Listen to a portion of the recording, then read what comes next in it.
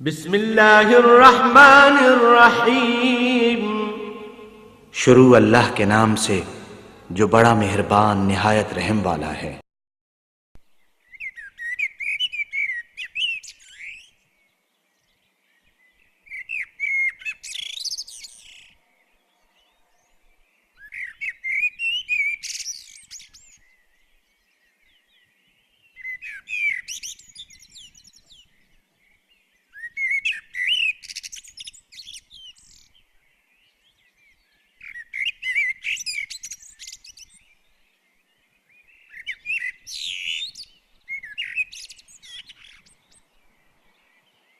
تو پہلا پہلو میں کیا ہے؟ هو الذی بعث فی الامیین رسولا منہم۔ یہاں پر ایک نقطہ ہے، ابن تیمیہ رحمۃ اللہ علیہ کہہ رہے بعض عیسائی کیا کہتے ہیں، اچھا وہ امیوں کے نبی تھے، پورے دنیا کے لیے نہیں تھے، وہ صرف امیوں کے لیے تھے، صرف عرب کے لیے تھے۔ قرآن میں ہے نا، وہی ہے جس نے بھیجا محمد صلی اللہ علیہ وسلم کو رسول بنا کر امیوں میں۔ اس کا مطلب پورے لوگوں کے لیے نہیں تھا۔ عیسائی ایسا کہتے ہیں، ابن تیمیہ رحمۃ اللہ علیہ کہہ رہے للأمیین نہیں کہا گیا، فی الامیین کہا گیا۔ امیوں کے لیے نہیں کہا گیا، امیوں میں بھیجا گیا، امیوں کے لیے بھیجا گیا نہیں۔ سمجھنے کی کوشش کرو۔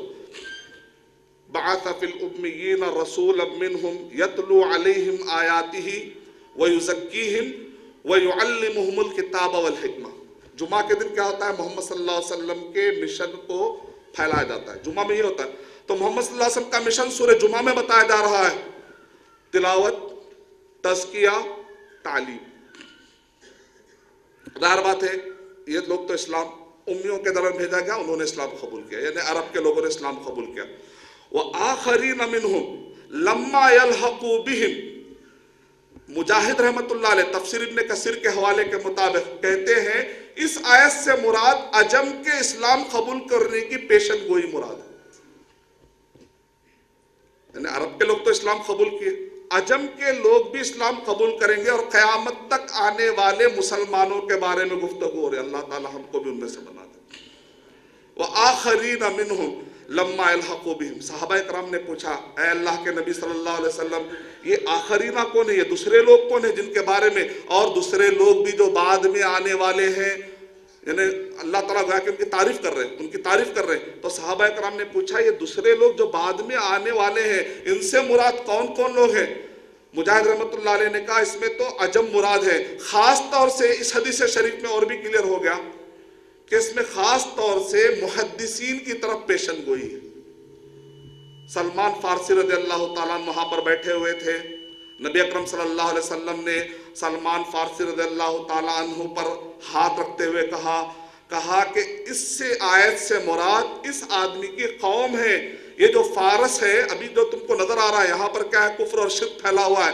ایک وقت آئے گا یہ فارس، یہ فارسی، یہ جو فارس کے رہنے والے، جو ایران، اس زمانے کا جو ایران ہے 17 کنٹریز، اس قوم سے ایسے لوگ آئیں گے اگر دین ثریا پر چلا جائے تو وہ لوگ واپس لا کے اس دین کو پھر انسانوں میں لا کے ڈال دیں گے، یعنی اسلام کو مٹنے نہیں دیں گے ماشاءاللہ۔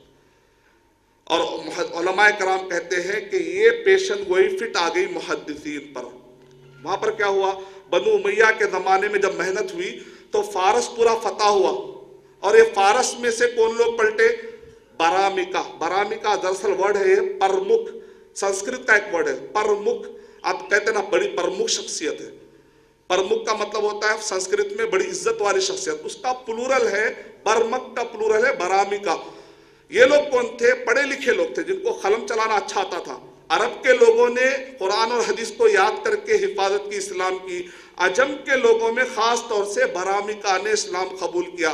یہ برامکا سے نکلے امام بخاری رحمت اللہ علیہ، یہ برامکا میں سے نکلے امام مسلم رحمت اللہ علیہ قشیرہ کے، امام ابو داؤد رحمت اللہ علیہ سجستان کے، امام ترمذی رحمت اللہ علیہ ترمس کے، امام نسائی رحمت اللہ علیہ نسع کے، امام ابن ماجہ رحمت اللہ علیہ قزوین کے۔ 6 جو ایریے ہیں ازبکستان، ایران اور افغانستان میں پائے جاتے ہیں۔ اور بھی ہے، بیہقی آپ بات کی ہے، مسند احمد بن حنبل بات کی جو زمانے کے بغداد کے، خطیب بغدادی کی بات کریں گے آپ، یہ ایریے میں بہت سارے محدثین ہیں۔ امام حاکم رحمت اللہ علیہ کی اگر آپ بات کریں گے، بہت سارے محدثین اس ایریے سے آئے۔ یہ آیت شریف میں ان کے لیے پیشن گوئی۔ ایک اعتراض کا جواب دے کر میں اپنی بات ختم کر دیتا ہوں۔ یہ اسلام کی حفاظت، نبی صلی اللہ علیہ وسلم کی سیرت کی حفاظت کے لیے اتنی محنت ہوئی ہے۔ اسپرنگر نامی ایک راوی کہتا ہے کہ ایک شخص کی حفاظت کے لیے مسلمانوں نے 5 لاکھ راویوں کا ڈیٹا 5 لاکھ انسانوں اور راویوں کے بارے میں انہوں نے معلومات اکٹھی کر دی۔ یعنی صرف محمد صلی اللہ علیہ وسلم کے تعلیمات، ایک انسان کے تعلیمات کی حفاظت کے لیے 5 لاکھ راویوں کا ڈیٹا مسلمانوں کے پاس محفوظ ہے۔ کون اس میں ضعیف ہے، صحیح الحفظ کون ہے، صدوق کون ہے، کس کا کیا حافظہ تھا، ڈیٹیل ہے۔ حق پہنچتا ہے کہ مسلمان اپنے تاریخ پر فخر کرے۔ کون کر رہا؟ اورینٹلسٹ کر رہا۔ پھر بھی بعض لوگ کہتے ہیں کہ جو سند وغیرہ کا سلسلہ ہے، چکر ہے، ہم صرف قرآن مانیں گے، حدیث نہیں مانیں گے۔ تو ان کے لیے میں تھوڑی سی ایک جھلک دینا چاہتا ہوں کہ اس زمانے محدثین کیسے سند یاد کرتے تھے۔ ایک کمزور طالب علم میں آپ کے سامنے سند سنا سکتا ہوں، تو پھر وہ تو بڑے بڑے اکابر، امام بخاری رحمۃ اللہ علیہ، امام مسلم رحمۃ اللہ علیہ، وہ تو حفظ کے اعلیٰ درجے پر فائز تھے، ان کے لیے کیا مشکل تھا۔ میں نے جو صحیح بخاری پڑھی ہے، یہ صحیح بخاری میں نے جو پڑھی ہے ڈاکٹر عبداللہ جولم حفظہ اللہ سے، ڈاکٹر عبداللہ جولم حفظہ اللہ نے یہ صحیح بخاری انہوں نے پڑھی ہے۔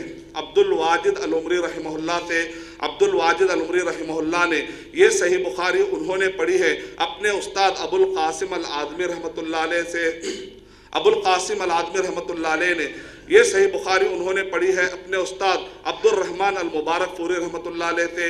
عبد الرحمن المبارک فوری رحمۃ اللہ علیہ نے یہ صحیح بخاری انہوں نے پڑھی ہے اپنے استاد شاہ نذیر حسین محدث دہلوی رحمۃ اللہ علیہ سے۔ شاہ نذیر حسین محدث دہلوی رحمۃ اللہ علیہ نے یہ صحیح بخاری انہوں نے پڑھی اپنے استاد شاہ محمد اسحاق محدث دہلوی رحمۃ اللہ علیہ سے۔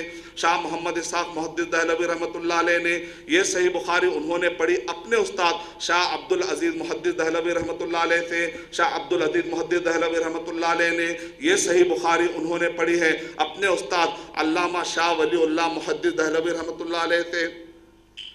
علامہ شاہ ولی اللہ محدث دہلوی رحمۃ اللہ علیہ نے یہ صحیح بخاری انہوں نے پڑھی ہے اپنے استاد ابو طاہر القردی المدنی رحمۃ اللہ علیہ سے۔ ابو طاہر القردی المدنی رحمۃ اللہ علیہ نے یہ صحیح بخاری انہوں نے پڑھی ہے اپنے استاد ابراہیم القردی المدنی رحمۃ اللہ علیہ سے۔ ابراہیم القردی المدنی رحمۃ اللہ علیہ نے صحیح بخاری پڑھی اپنے استاد امام احمد الخشاشی رحمۃ اللہ علیہ سے۔ احمد الخشاشی رحمۃ اللہ علیہ نے صحیح بخاری پڑھی احمد الشنابی رحمۃ اللہ علیہ سے۔ احمد الشنابی رحمۃ اللہ علیہ نے صحیح بخاری پڑھی امام رملی رحمۃ اللہ علیہ سے۔ امام رملی رحمۃ اللہ علیہ نے صحیح بخاری پڑھی اپنے استاد امام زکریا رحمۃ اللہ علیہ سے۔ امام زکریا رحمۃ اللہ علیہ نے صحیح بخاری پڑھی اپنے استاد حافظ ابن حجر الاسقلانی رحمۃ اللہ علیہ سے۔ حافظ ابن حجر الاسقلانی رحمۃ اللہ علیہ نے صحیح بخاری پڑھی اپنے استاد ابو اسحاق التنوخی رحمۃ اللہ علیہ سے۔ ابو اسحاق التنوخی رحمۃ اللہ علیہ نے صحیح بخاری پڑھی اپنے استاد ابو العباس صالح رحمۃ اللہ علیہ سے۔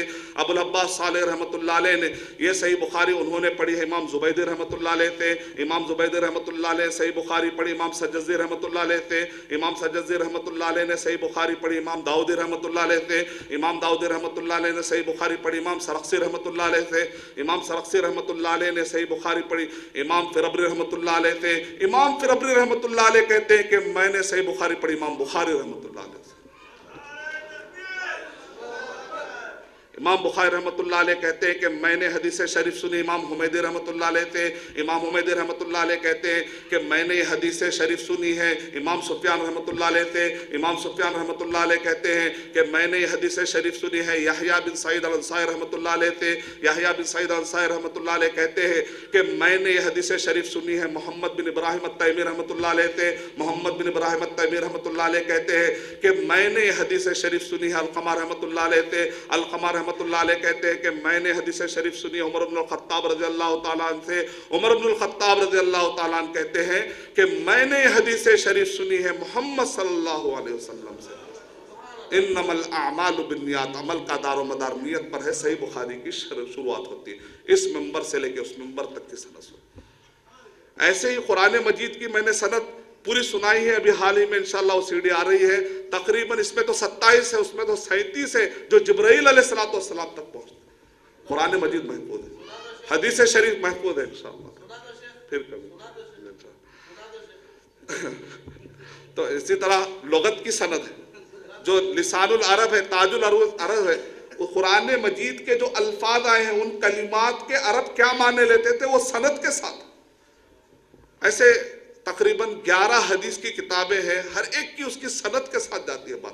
بہرحال میں اپنی بات ختم کرتا ہوں معذرت کے ساتھ، پھر کبھی تھوڑا باقی رکھیں گے نیکسٹ بیان کے لیے بھی، تاکہ ہمارے بھائی پھر ہم ان کو سنائیں گے۔ میں اللہ تعالیٰ سے دعا کرتا ہوں کہ اللہ سبحانہ و تعالیٰ مجھے اور آپ سب کو بغیر احساس کمتری میں گئے بغیر اسلام کی زبردست خدمت کرنے والا بنائے۔ آمین۔ وآخر دعوانا